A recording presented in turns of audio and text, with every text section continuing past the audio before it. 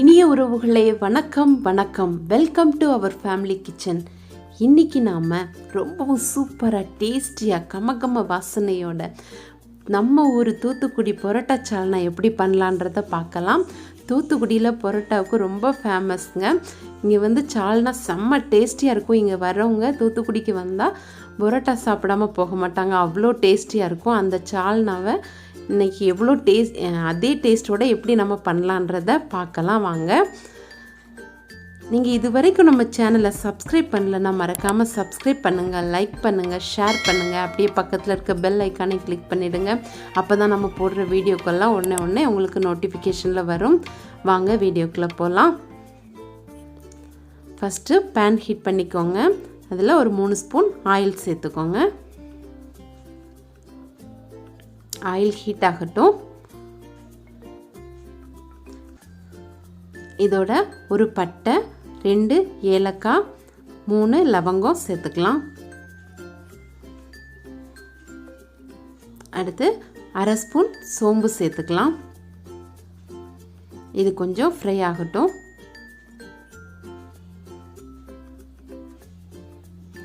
அடுத்ததாக ஒரு 3 பச்சை மிளகாய் சேர்த்துக்கலாம். லைட்டாக கீறிட்டு சேர்த்துருக்குறேன். இது கொஞ்சம் வதங்கட்டும். அடுத்து 1 ஸ்பூன் இஞ்சி பூண்டு பேஸ்ட்டு சேர்த்துக்கலாம். இது கொஞ்சம் எண்ணெய் அதிகமாக தான், கொஞ்சம் லைட்டாக ஊற்றினா தான் நல்லாயிருக்கும். இது ஃப்ரை ஆகட்டும். கொஞ்சம் கருவேப்பிலை சேர்த்துக்கலாம். அடுத்ததாக ஒரு 2 ஆனியன் நல்ல நீளமாக மெல்லிஸாக கட் பண்ணி வச்சுருக்கிறேன். இதை சேர்த்துக்கலாம். நல்லா மெல்லிஸாக கட் பண்ணிக்கோங்க. நல்லா ஆனியன் வதங்கணும். வெங்காயம் நல்லா வதங்கினா தான் நல்லா டேஸ்ட்டாக இருக்கும். வெங்காயம் வதக்கிறதுக்கு கொஞ்சமாக உப்பு சேர்த்துக்கினா சீக்கிரமாக வதங்கிடும்.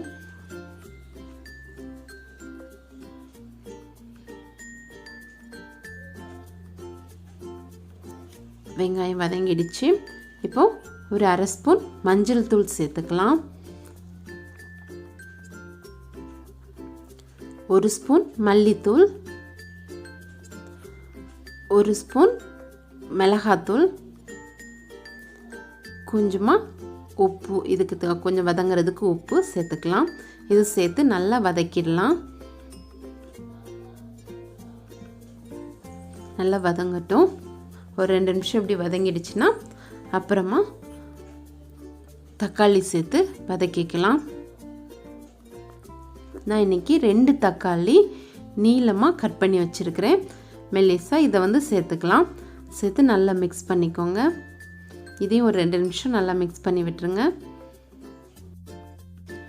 இப்போது இதுக்கு தண்ணி சேர்த்துக்கலாம். நம்ம வெங்காயம் தக்காளி நல்லா குழைய வேகணும். அது வேகிற அளவுக்கு தண்ணி சேர்த்துக்கோங்க. இப்போ நல்லா குழைய வேக வைக்கிற அளவுக்கு தண்ணி சேர்த்துட்டு தேவையான உப்பும் சேர்த்துக்கலாம். இதுக்கு உப்பு சேர்த்து மிக்ஸ் பண்ணி விட்டுட்டு ஒரு 7-8 நிமிஷம் வரைக்கும் நல்லா கொதிக்க விடலாம். அப்போனா நல்லா வெந்துடும் அந்த வெங்காயம் தக்காளி. இப்போ மூடி போட்டு ஒரு 7 நிமிஷம் கொதிக்க விட்டுடலாம்.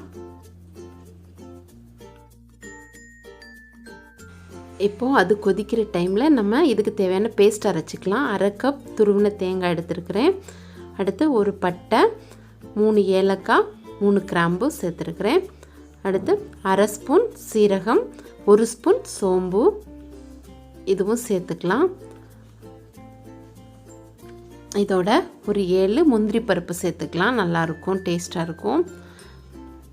அடுத்து 1 ஸ்பூன் கசகசா சேர்த்துக்கலாம். இந்த கசகசா தான் நல்ல வாசனை கொடுக்கும். ஸோ கண்டிப்பாக சேர்த்துக்கணும். இதை சேர்த்து நல்லா ஃபைன் பேஸ்ட்டாக அரைச்சிக்கலாம்.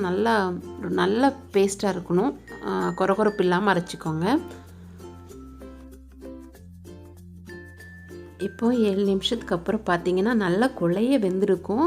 வெந்துட்ட பிறகு இதோடு நம்ம அரைச்சி வச்சுருக்கிற அந்த பேஸ்ட்டு சேர்த்துக்கலாம். ஃபஸ்ட்டு மசாலா அரைச்சி வச்சுருக்கிறோம்ல, இதை சேர்த்துக்கலாம். இப்போவே நல்ல வாசனை கம்மன்னு இருக்குது. இப்போது இந்த பேஸ்ட்டு சேர்த்து நல்லா மிக்ஸ் பண்ணிடலாம்.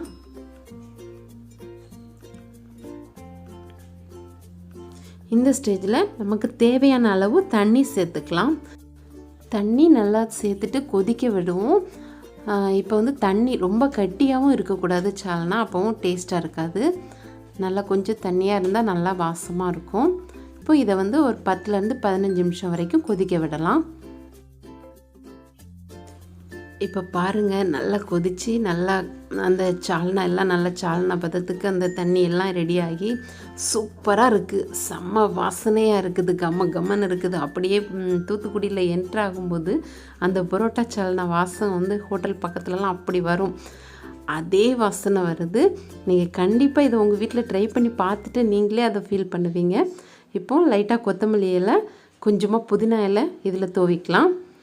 தூவிட்டு ஸ்டவ் ஆஃப் பண்ணிடலாம். பாருங்கள் ஃப்ரெண்ட்ஸ், சூப்பராக தூத்துக்குடி பரோட்டா சால்னா ரெடி ஆகிடுச்சு. இதை வந்து நீங்களும் உங்கள் வீட்டில் ட்ரை பண்ணி பாருங்கள். செம்ம வாசனையாக, செம்ம காரசாரமாக சூப்பராக இருக்கும். கண்டிப்பாக ட்ரை பண்ணி பார்த்துட்டு எப்படி இருந்தது நமக்கு கமெண்ட்டில் சொல்லுங்கள். மறக்காமல் நம்ம சேனலை சப்ஸ்கிரைப் பண்ணுங்கள், லைக் பண்ணுங்கள், ஷேர் பண்ணுங்கள். அப்படியே பக்கத்தில் இருக்க பெல் ஐக்கானையும் கிளிக் பண்ணிவிடுங்க. Thank you friends.